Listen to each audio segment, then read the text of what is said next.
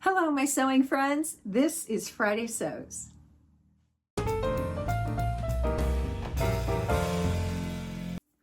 I'm Jen, and this is my sewing room, and I have returned from being gone last weekend, and I was visiting Trish at Pinky's farm, and we had such an amazing weekend. Honestly, I think her back porch is one of my favorite places on earth now for various reasons, all of which I will tell you in its own video because, oh my gosh, there's so much stuff to tell you about what we did, where we went, and all kinds of things.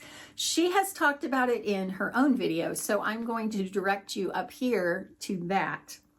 You can click on that actually, and it will come down and show it to you, and it'll stay there, and you can go and watch that. I'll also link it in the description box, but oh my gosh, it was so much fun.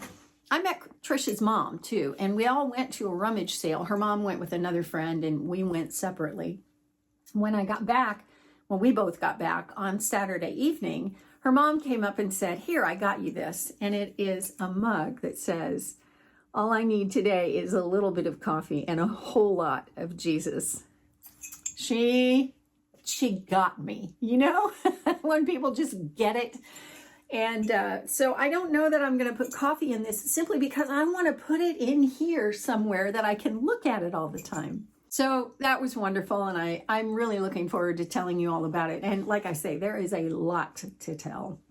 On my way back, I stopped in Orlando. I went to the sewing studio there, and I tried to limit what I was going to buy because I would buy it all. I would buy it all. And I picked up this. This is a cotton lycra knit. Oh, I couldn't resist. I thought, all right, I'm only going to buy one thing because I know I'll be back. But I just couldn't resist that. Oh, the colors are beautiful. Some stretch this way, a little bit this way. So I wouldn't call it four-way stretch because this way isn't quite, I don't know, it's very little stretch. I mean, it's enough stretch to where it'll roll, the edges will roll. So yeah, I got 2 yards of that, and I have some ideas about what I want to do with this, but nothing is in concrete, nothing is finalized. So all I know is that it's going to be for me and not one of my kids. I'll tell you what, the kid that lives with me, half of what I've seen her wearing to work has been stuff I made for me, and then I got rid of, and it just happens to fit her. So on my sewing table right now is a dress that I am putting together. You can see this is a curved seam, and I have a way that I do curved seams that I will tell you about at some point. Because I used to do a lot of princess seams when I made wedding gowns. And so there's an easy way to do this that gets it right most of the time. You don't get puckers and tucks and things like that. This is the pattern. It is McCall's 4510. And I am making this one, except that I'm undecided. I may want to go sleeveless. I don't know. I'm debating. I'm not one of those women that gets all wigged out about her arms. Or just simply prefers not to show her arms. I do have grandma arms, I really do, but I'm okay with that.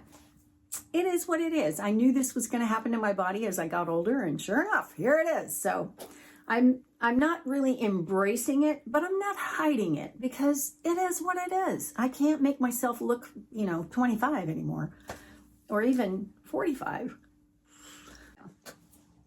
My Rae dress is still on my table. It's cut out. It's almost ready to be put together. I was debating about whether to do that or this one, and I opted for this one. I don't know. I don't know if I'm going to like this dress. I was holding it up and I wasn't convinced, but yeah, we'll see. We'll see. I did get one thing done last week, but I wore it over the weekend, and then I came home and promptly changed out all the buttons because I had put them on and they were kind of wonky and I didn't like them and I didn't have enough of them, so I just swapped them all out. I did that this morning. Had to hand sew them. Hate hand sewing. Our Friday topic this week is, what changes do you regularly make to the patterns that you use? Like, do you have one thing that you do to every pattern? Because regardless of the pattern, you're going to have to do it. And mine is a couple things. For one thing, if I make anything long sleeved, which these days I don't usually, but if I do, I lengthen the sleeve.